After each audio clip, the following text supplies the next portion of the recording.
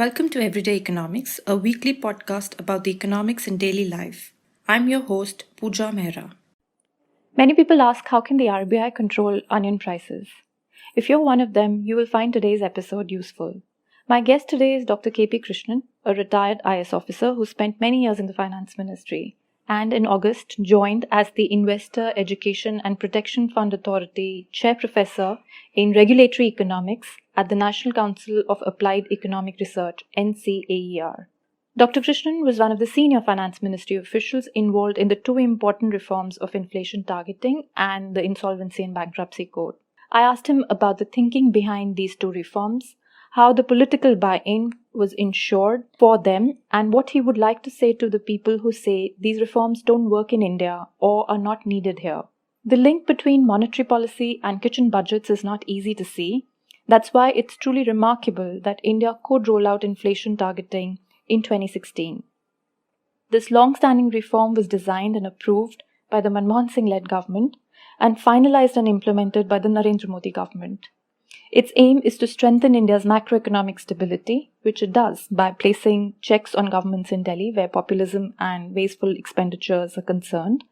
Plus, it gives a framework to scrutinize and increase the RBI's accountability. In other words, it forces politicians and the bureaucracy, both in the RBI and the finance ministry, to resist temptation for short-sighted policies. Inflation targeting is a terribly wonkish subject. Dr. Krishnan gives all credit to late Arun Jaitley for making the political case for it to Prime Minister Narendra Modi. In this episode, we are releasing the second half of the 2 hours long conversation I had with Dr. Krishnan.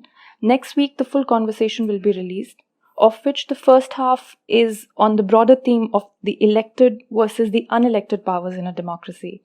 That is, politicians versus regulators and technocrats and bureaucrats. Before playing the conversation, I must apologize for my sore throat and bad voice. It's because of the terrible pollution condition in the NCR. Welcome to the Everyday Economics podcast. Oh, thanks. Thanks, Pooja. It's a pleasure to be here with you and look forward to an interesting conversation. Yes, I plan to talk today to you about the importance of regulators, the unelected power in an economy. And you were involved in the making of two of the most significant of recent years. First is inflation targeting. People often don't understand what is the significance of this reform, which is the division of responsibility between, or the clearing of responsibility between government, fiscal policy, and monetary policy in the RBI. And the second one being the IBC reform, the Insolvency and Bankruptcy Code. So I wanted to talk to you about how, first, what is the thinking about behind these reforms? Two, how did you go about creating the political or convincing the political setup of the need of this reform? And third, how satisfied are you with the way they are functioning now? Interesting and somewhat difficult questions. Well, let me try. Inflation targeting, I've written about it in my last column. I write a monthly column in the Business Standard called Arthikam Chintanam. The last of them was on public debt, and it focuses a lot on some of the questions that you asked regarding inflation targeting. And without sort of repeating all of that, the consensus on the need, sort of the inflation targeting central bank took a while, but this is not something which suddenly emerged on one fine day. It took a while, and by 2007-8, it began to be very much a part of the mainstream sort of view in both the central bank and the Ministry of Finance. The Raghuram Rajan Committee, 2007-8, refers to it, doesn't very explicitly commend it, but clearly makes a recommendation in favor and talks about the need, both from an economic point of view and from an accountability point of view of the Reserve Bank of India, that we move towards inflation targeting. And subsequently, Percy Mistry Committee, I think not subsequently, prior to the Raghuram Rajan Committee, Percy Mistry Committee had made an explicit recommendation. And then you see the FSLRC, the Financial Sector Legislative Reforms Commission, headed by Justice Sri Krishna, also explicitly talking about inflation targeting, both in the substance of the report as well as in the draft Indian Financial Code that they wrote. And then we have the Urjit Patel Committee inside the RBI, which converts a lot of the large general principle of inflation targeting into specifics. Now, when all of this was going on, in the files, I had occasion to be part of some of these file discussions. By 2013-14, the then government and the polity clearly saw the need for inflation targeting.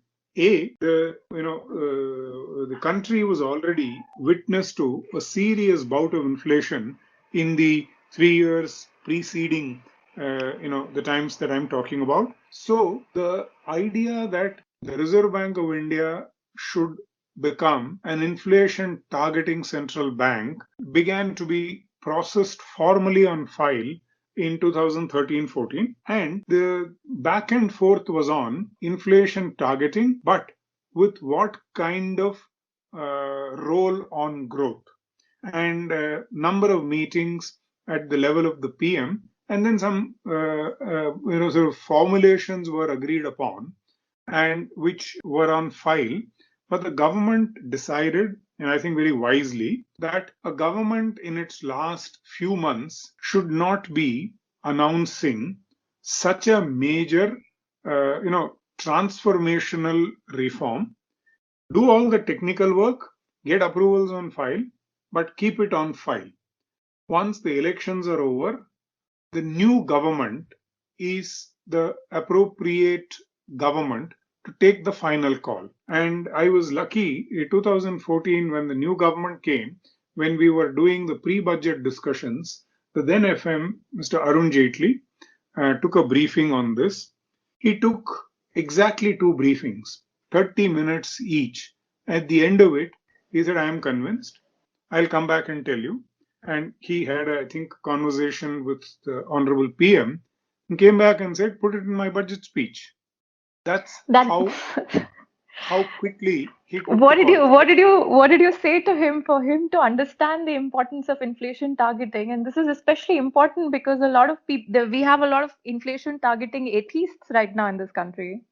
Yeah, so the conversation with Mr. Arun Jaitley Sahab understood all of these issues, at an intuitive level as well as a political level extremely well.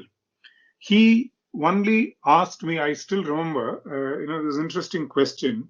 He said, yeah, मैंने file पढ़ लिया है. Please don't repeat everything in the file. I have gone through this file in great detail. I have seen the notings of the then FM and the then PM. And, it's a very weighty file in terms of the arguments. Please explain what is the inflation, what is the words he used? I want to understand the monetary policy framework. What do you mean by this jargon? So Dr. Arvind Mayaram, the finance secretary, and I, we spent a little time with him explaining, quote unquote, this jargon. Then he said, great. What is the inflation targeting formulation that you're proposing? Is it going to be an amendment to the act? We said, sir, I think we should hasten slowly. Let's, first of all, are you agreed that we should move towards this? He said, yeah, I'm personally convinced, but give me a day. And then he, I believe, had a conversation with the PM. He didn't tell me. I think he told Mr. Mayaram that he'd had a conversation with the PM. And he said the PM is completely convinced that inflation hurts the poor far more than it hurts the non-poor. And as a public policy measure and as a desirable objective and target for the central bank, there is absolutely no question. And he didn't think it was a technical question at all. He clearly perceived it as the objective of public policy And then he had no difficulty, I believe, approving the suggestion. So Mr. Jaitley approved it on file in exactly 2 sittings of half an hour and said, go ahead. How are you planning Did he not ask you what a lot of economists in fact ask today, which is how can the RBI be expected to control the prices of onions? So he actually had read the file because in the file there were detailed explanations about energy, food, etc., which are not quote unquote influenced by RBI policies. What is therefore the role of the RBI in controlling these prices? So, very learned discussions in the file. I'm trying to remember. I think a lot of the notings were by Ela Patnaik, who was then principal economic advisor.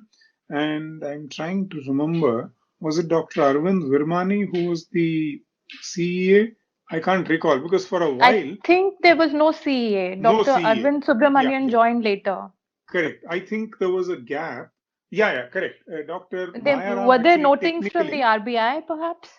no. Actually, the file notings in our Ministry of Finance files, Dr. Arvind Mayaram was holding charge as CEA. We had no CEA. Okay, So a okay. lot of the technical notings were by Dr. Ela Patnaik, and there were exchange of correspondence with the RBI.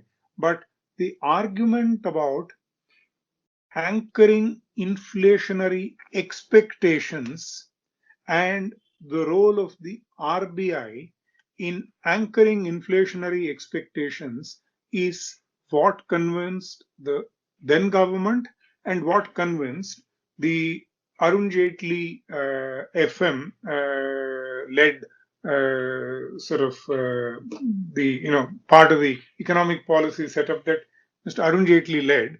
So he had gone through the file and Ela was still there. In fact, in one of the meetings, Ela, I, and Dr. Mayaram spent a little time, and Mr. Arun Jaitley again, I think, took all of 5-10 minutes to understand the round one and round two impact of price rise. And it didn't take, and Mr. Arun Jaitley was always this very intuitive, quick understanding of the underlying without getting needlessly caught up in far too much technical detail. And he Yeah, caught the point. Sorry? I think a lot of people don't understand. People think inflation can only be supply side or demand side, but they don't understand that how inflation from food can spill over into non-food purely through Exactly. expectations. I think that part, a lot of people don't understand. I think that is what sort of needs to be understood when we talk about inflation and inflation targeting in India. Exactly. So round one may not be caused by quote unquote policies that are in the RBI's control, but the spillover and round two, etc., are entirely to be controlled only by RBI instruments was something Mr. Arun Jaitley understood in exactly, I think, 2 minutes. And then he said, "Ho gaya bahas, ab jao, go and write the, ab Angrezi likho." I remember what he said.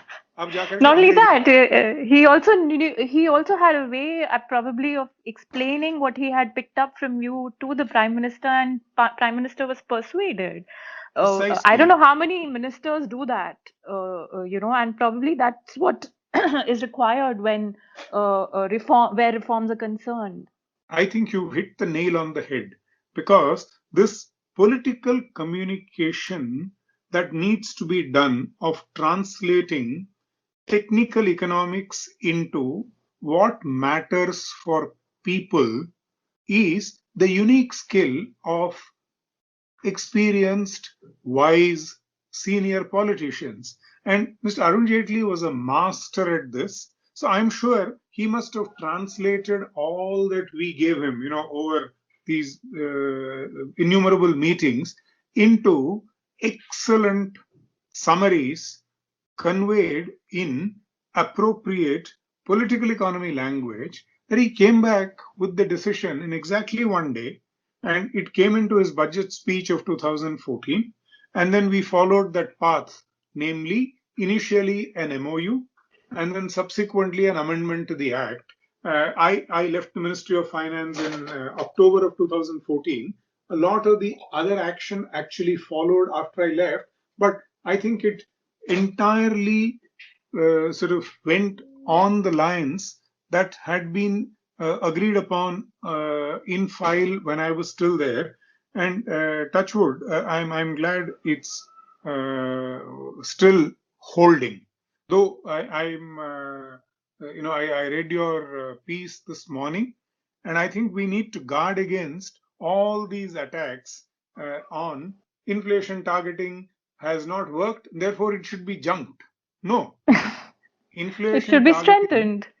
exactly needs to be strengthened. It has to be made to work because I'm convinced, and I'm sure politicians know this even better than I, nothing hurts the poor more than inflation, and not controlling inflation is not only economically hurtful, but I think it's politically suicidal. So I'm convinced that the the politicians won't allow this to be undone so easily, but I think a whole bunch of others, and I concede this point, there are others who argue that for a developing country like ours, growth is equally important, etc., etc. I'm personally convinced that the theoretical arguments for correct, serious inflation targeting, even for a developing country like India, is absolutely sound. And the best contribution that the RBI makes to the growth and development of India is to keep inflation in check so that everything else, private sector behavior, investment, market development, all takes place in a peaceful, non inflationary environment. So that's their contribution to growth. Contribution to growth doesn't have to necessarily come in some other more muscular form. This is, I think, the most significant way in which the central bank contributes to growth. Whereas inflation targeting for a good communicator would have been easy to explain in terms of its importance for voters, to a prime minister, for a finance minister, but the insolvency and bankruptcy code did not have that advantage, and yet the difficult decision was taken. It was supposed to bring a fundamental shift in the regulations so that the risk bearers in the economy are made to pay for their bets going wrong or for the change in the viability of their projects uh, being made with borrowed funds due to a change in the economic environment, rather than savers and taxpayers.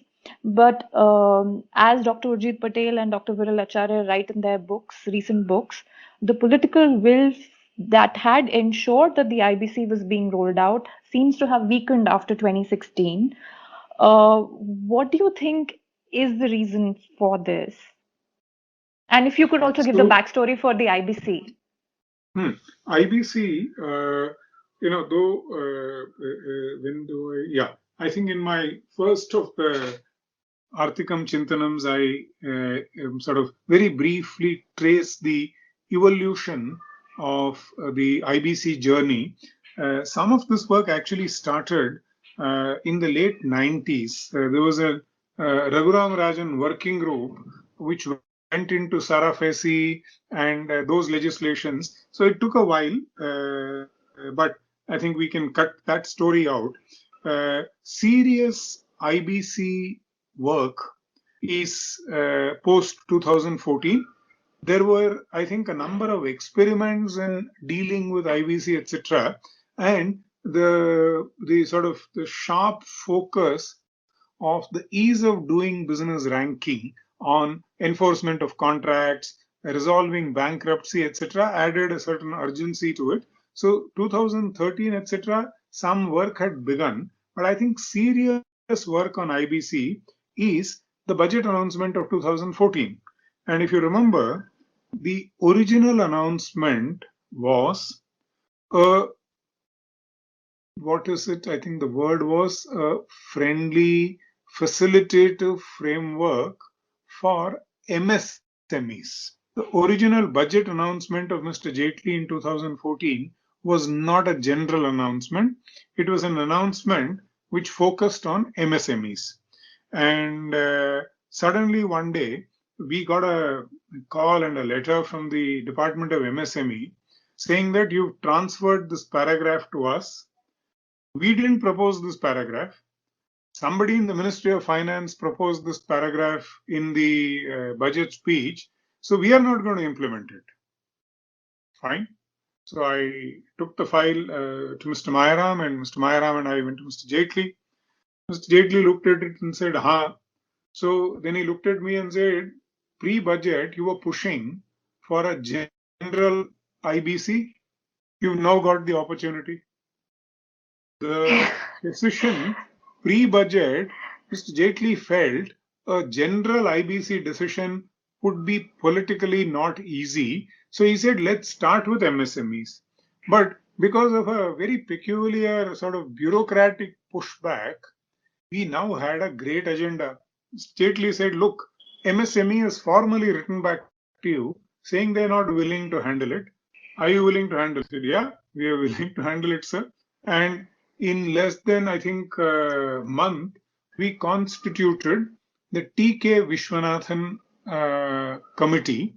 This is Mr. Vishwanathan, who used to be Law Secretary of India, who used to be Secretary General of the Lok Sabha, very experienced, very wise lawyer, who's also a very serious scholar. He used to be a law teacher in the Madras Law College. He's done an LLM, so I had a very nice academic sort of side to him. He chaired. And I think he was the law secretary when Mr. Jaitley was the law minister in the Vajpayee government. Exactly. Yeah. And they had worked together earlier. Famously, and we Ms. Jaitley genuinely had a lot of confidence in the wisdom and the sort of drafting abilities and the legal knowledge of Mr. Vishwanathan. Mr. Vishwanathan chaired the committee. I was appointed as member of the committee, and then we got going. The work got completed. The entire work got completed after I left. So a substantive part of the report, not the legislation, but the report had got done before I left in October.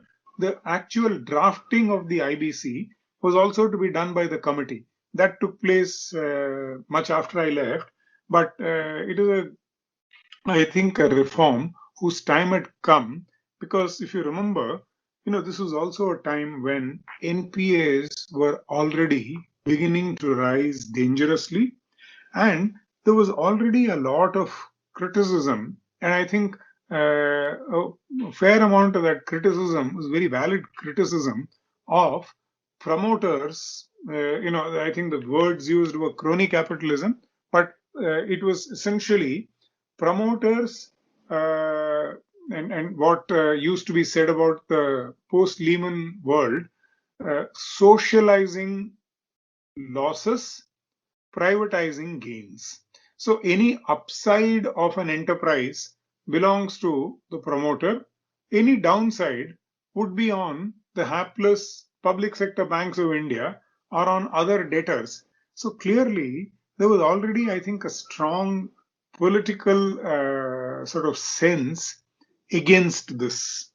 So when the IBC idea was mooted, I think the politics of India, thanks to what had happened in the previous maybe 5-10 years, was already, I think, ripe for accepting a far-reaching reform like the IBC. And I think the rest is history. It went through very quickly. It was a well-written code. It took a while to get the implementation going because the law mandated the creation of a whole set of new institutions. And I think that's where typically India needs to now do a little more. It's easy to legislate on creation of a set of tribunals.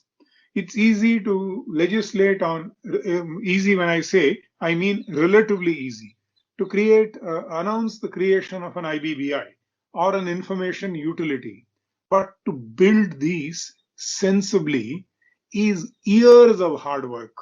So we had proposed, in the FSLRC, we had said that when you propose the creation of an agency, before you take the legislation to Parliament, you should spend an year effectively doing all the groundwork for creating the agency.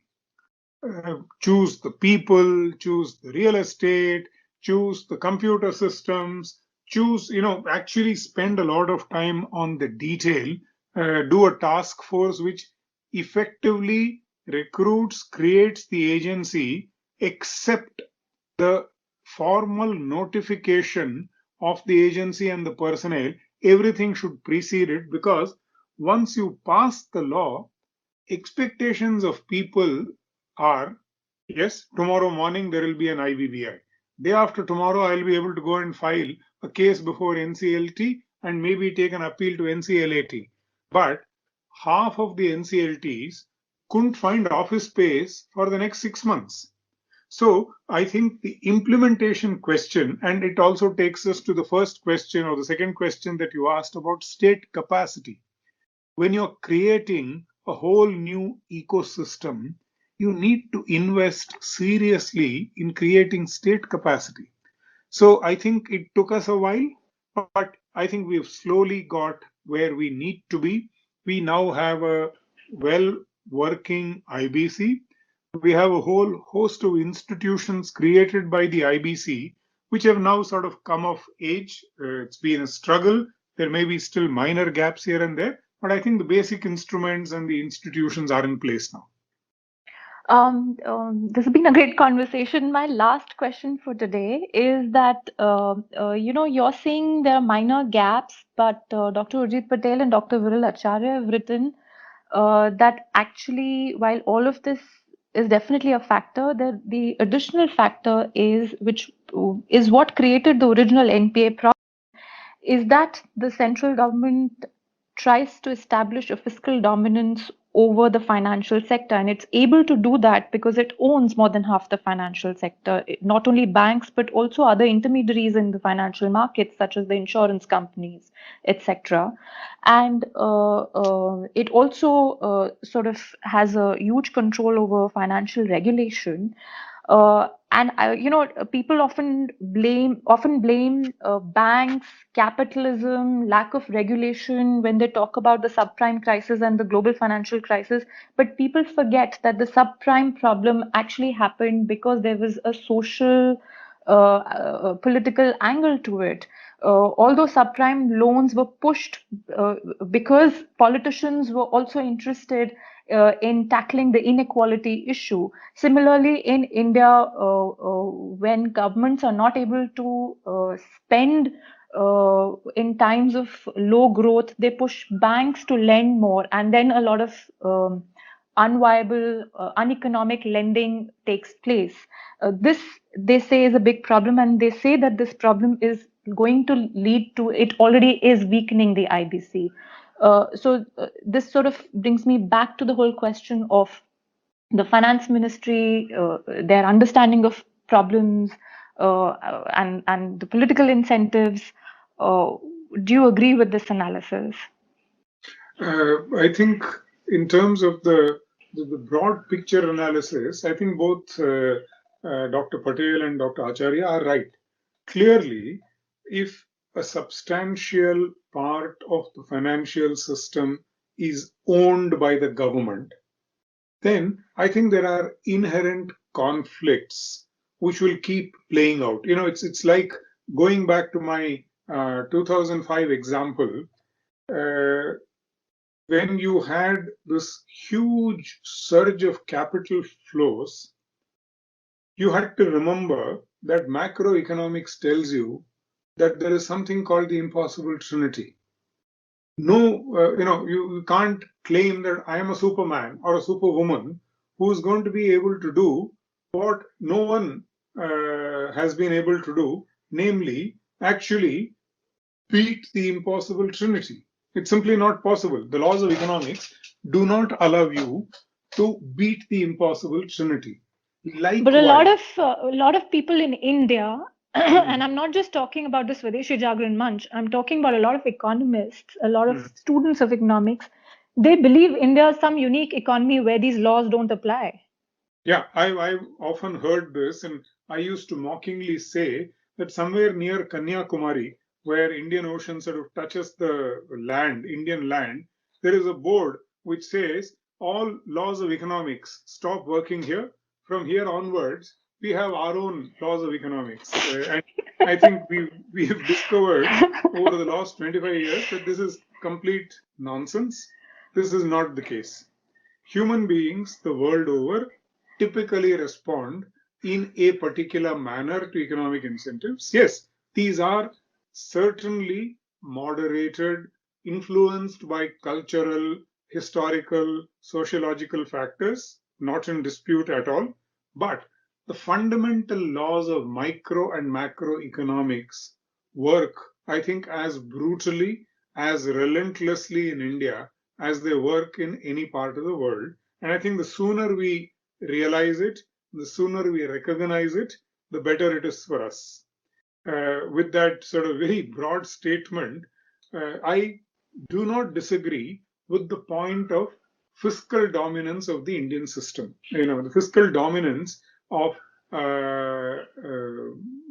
fiscal dominance in the financial system, and I think by as a consequence, there is a temptation for every elected political government in India to use the instrumentalities of the financial system for fulfilling fiscal objectives.